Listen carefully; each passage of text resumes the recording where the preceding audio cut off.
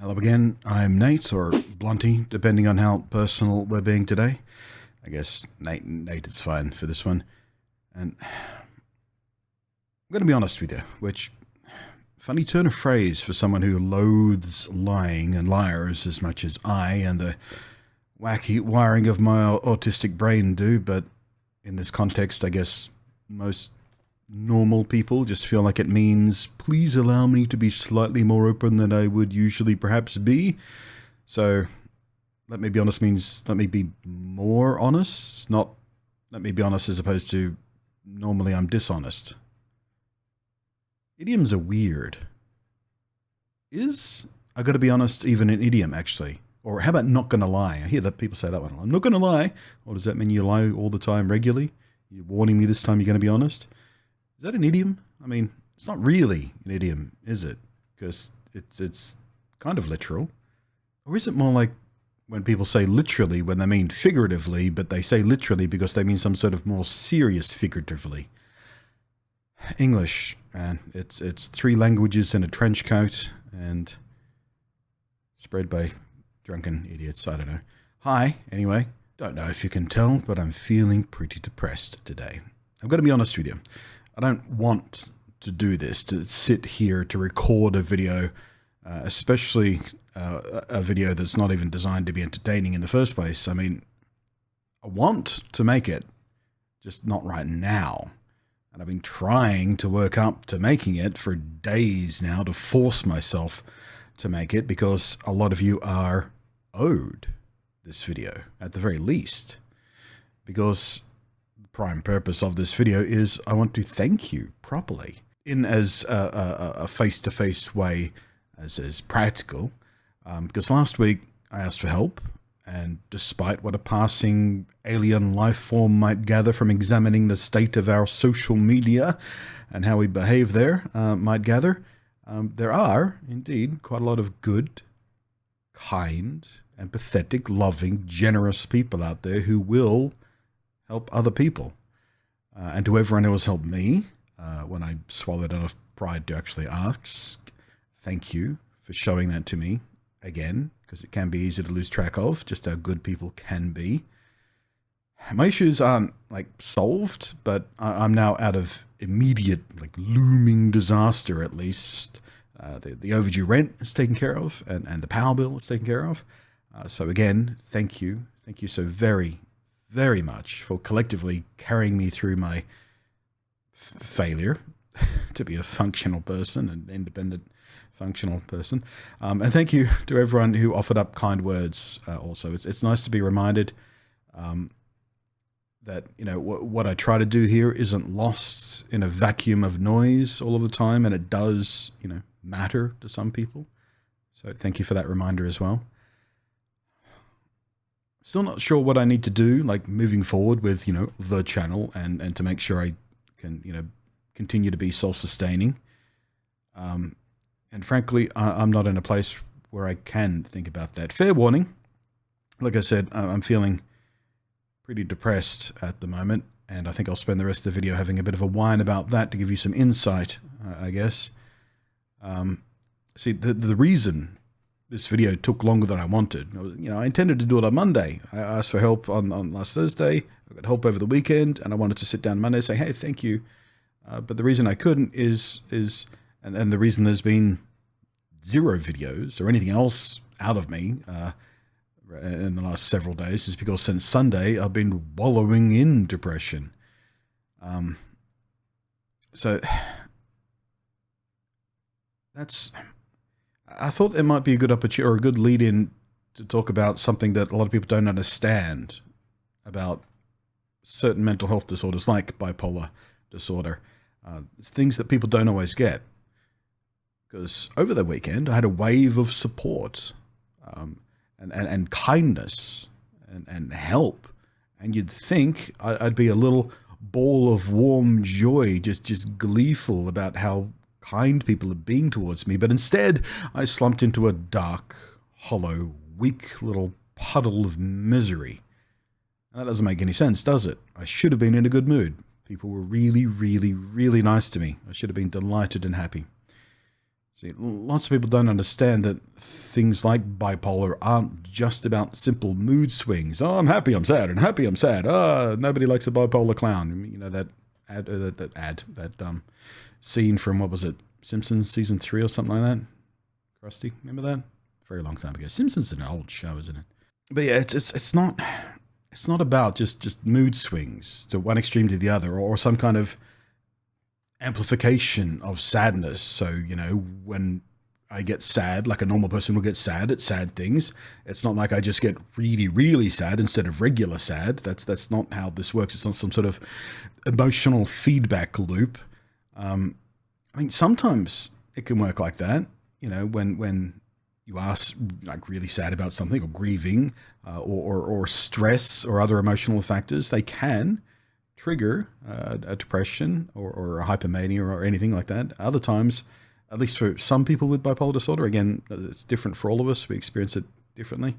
But for some of us, you can experience episodes in either direction with no apparent trigger at all, which is what's happening to me right now. And that is something I tend to experience a fair amount, especially with depressive episodes. They kind of just sneak up on you. There's normally very little warning sign. Sometimes you can feel it coming, a half a day in advance. You start feeling, and you go, oh shit, here we go. But sometimes it's just there.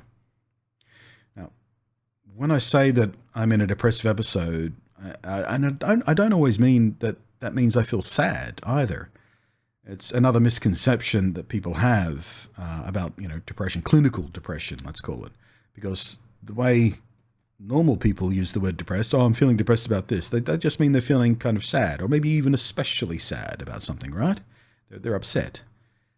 That's not always how it is with bipolar.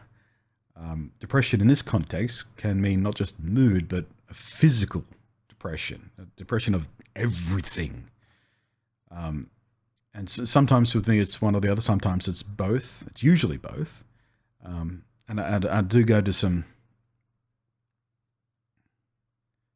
dark and soul-crushing places, but not always. This time around, I'm emotionally okay-ish. I mean, I am especially fragile and sensitive to emotions right now. I made the mistake of watching one of my favorite movies last night, and then curled into a ball, literally sobbing for a good half hour when one of the sad parts cut a bit close.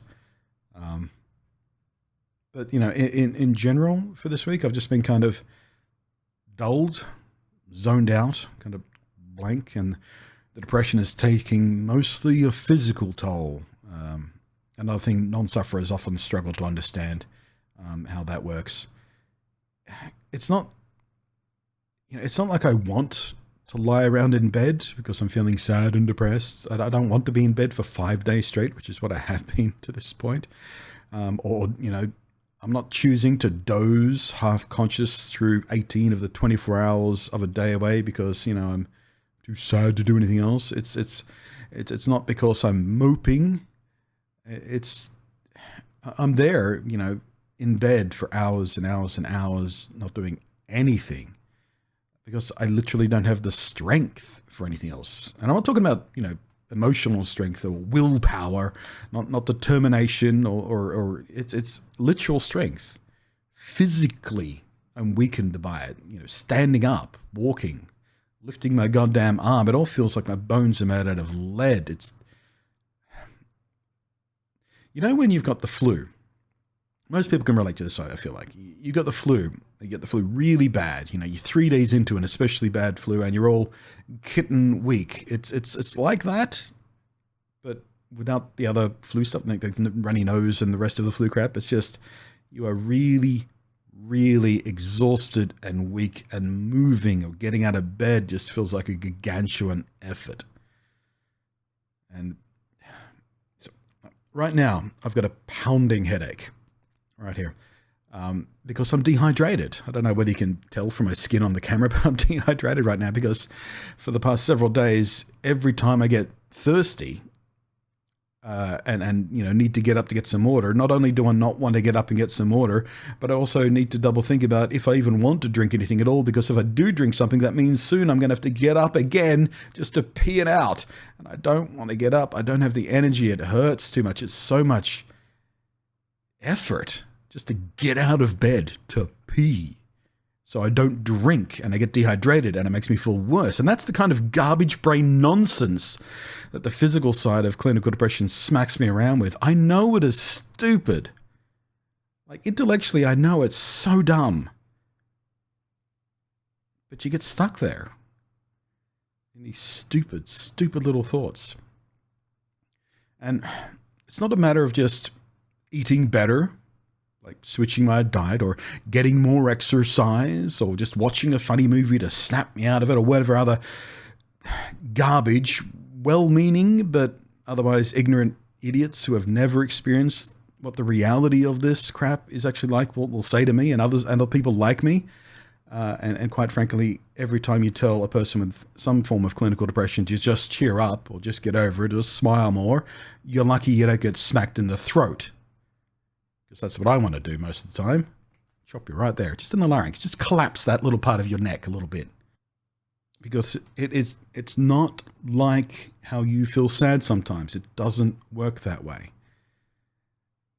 And I've been dealing with this for quite some time now, about 20 years. Yeah, 20 years this year, actually.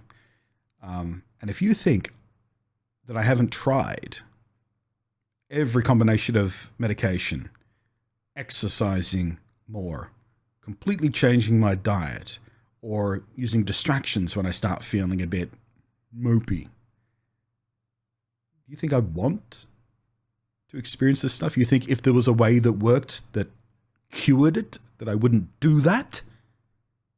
Shut up. Of course I've tried. It is so frustrating when people say that kind of crap. It took and I mean, I'm not exaggerating, every bit of energy I could muster just to go to the shops yesterday so I didn't go hungry for another day. And when I got back, I collapsed into bed again until this morning. Because that was all I had to give. And I know it sounds like I'm exaggerating for effect, but please believe me when I tell you that is everything I had for that day.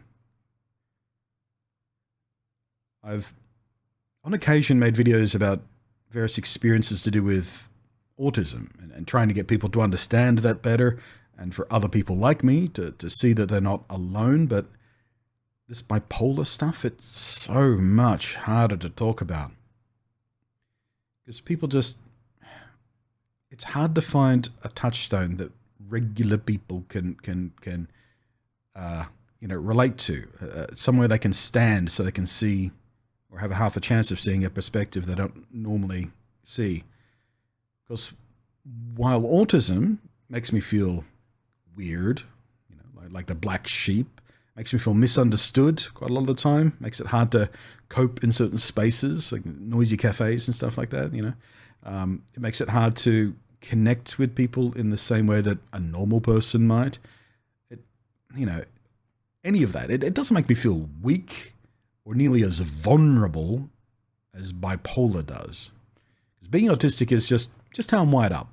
It means my experience of the world is processed just a bit differently than most people's. It's part of who I am. No worries. Bipolar, though, that's not who I am. It's not part of who I am. It's a creeping, pitch black bitch of a monster that eats away at who I am, crippling my ability to even function. And here's the thing, they never told me when I was diagnosed back then that it only gets worse.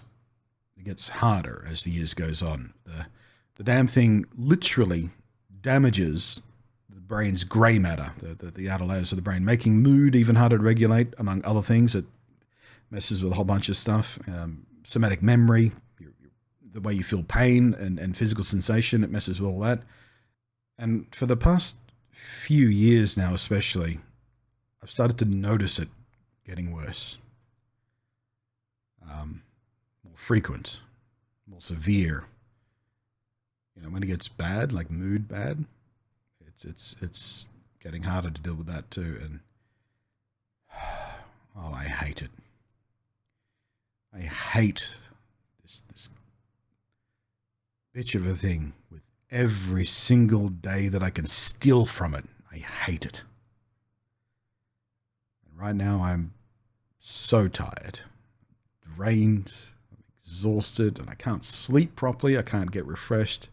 The hour or so I spend recording and uploading this, making this video is the last hour I spend vertical today. I can tell you that with certainty. As soon as this is done, I'm back in bed until tomorrow.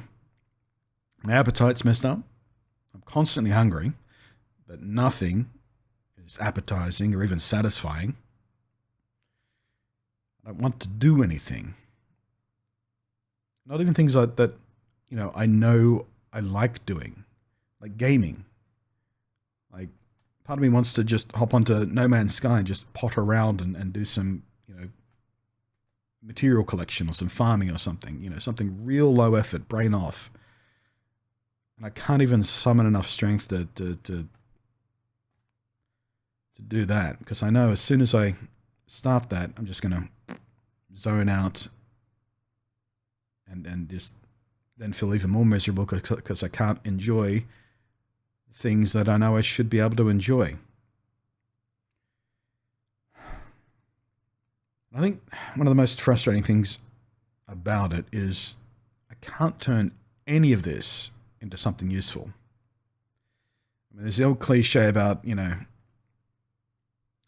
so many creators and talents and comedians and artists and whatever, all dealing with something, some sort of mental health issue, and that's what helps make them great or creative, because they can take that pain and that misery and that challenge and turn it into something. And I can't do that with the bipolar. At least with the autism stuff, I can make a video that matters, that I can start a discussion about, that means something to people. It helps them understand, or helps them feel related to, or something, anything. This crap, this is all I've got. Whining, complaining, and pissing about how hard it is. This isn't useful. It doesn't start a discussion. Nobody wants to hear it. Who's going to sit around for all of this video listening to me whine about how miserable this shit makes me? There's nothing useful here.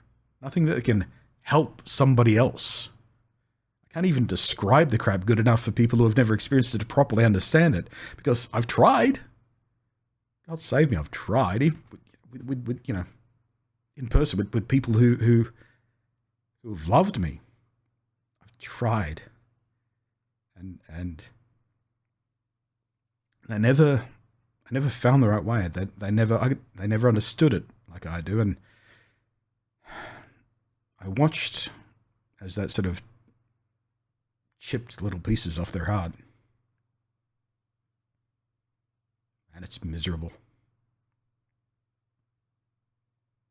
The only useful thing I think I've ever pulled from it is when I come across someone else, dealing with some form of depression, is the words, "It will pass. It always has passed. Just let it pass." It's depressing. That's the most useful thing I've gotten out of this. Yeah, you feel like absolute miserable crap, but just wait. It'll go away a bit for a while eventually. And while it is true, it does pass. It has always passed. I also know one day it won't. That won't be true anymore. Statistically, the life expectancy of someone with bipolar disorder is the same as, or less, than a pack-a-day smoker. You know that? You check for yourself, it's true. About 13 years less than the average lifespan of a person. The statistics for life expectancy for bipolar are skewed fairly significantly by how many of us die young. So that sort of makes it lopsided. Um, but to be honest, I just turned 46. Happy birthday, Blunty. I was diagnosed at 26, and some of my, in retrospect, looking back to that, at least from 14, I've had experiences which could be easily attributed to bipolar disorder.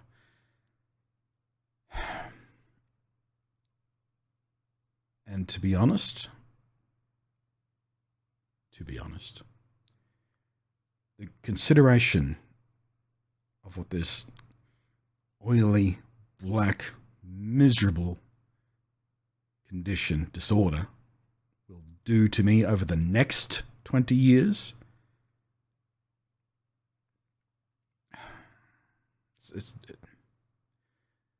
it's not a fight I'm looking forward to. I'm not saying that, I'm in personal danger right now.